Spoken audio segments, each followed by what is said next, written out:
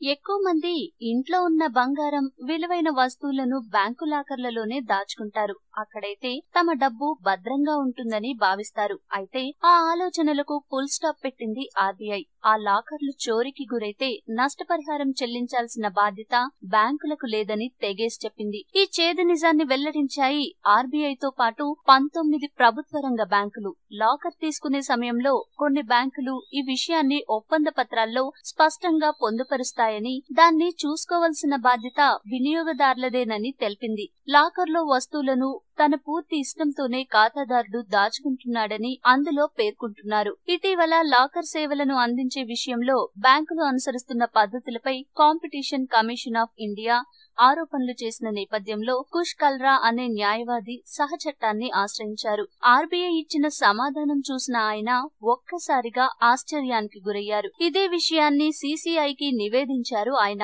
ఖాతాదారుడు నష్టాన్ని అంచనా వేయడానికి ఆర్బీఐ నుంచి ఎలాంటి మార్గనిర్దేశం కానీ పరిమితులు కానీ లేవని సీసీఐకి తెలిపారు. లాకర్ కు సంబంధించి బాధ్యత విషయంలో అన్ని ప్రభుత్వ రంగ బ్యాంకులు చేతులు దులిపేసుకున్నాయన్నారు. ఈ విషయంలో ఖాతాదారులతో తమకు ఉన్న సంబంధం భూస్వామి, కౌలుదారుడు మధ్య ఉండే సంబంధం లాంటిదని పేర్కొనడం పట్ల ఆగ్రహం వ్యక్తం చేశారు కుష్ కాల్రా. దీంతో ఒళ్ళు మండిన కుష్ కాల్రా లాకర్ సర్వీసుల విషయంలో బ్యాంకులు కూడబలుక్కుని పోటీకి విరుద్ధమైన అనుచిత వ్యాపార విధానాలు అనుసరిస్తున్నాయని సీసీఐకి తెలిపారు. ఈ విషయంలో మొత్తం 19 బ్యాంకులు ఒకే విధంగా స్పందించాయని సదరు న్యాయవాది తెలిపారు. లాకర్లో ఉన్న విలువైన వస్తువుల బాధ్యత పూర్తిగా ఖాతాదారుడిదేనని, బ్యాంకులు కేవలం లాకర్ను మాత్రమే కలిగి ఉంటాయని చెప్పడం పలు అనుమానాలకు దారితీస్తోంది.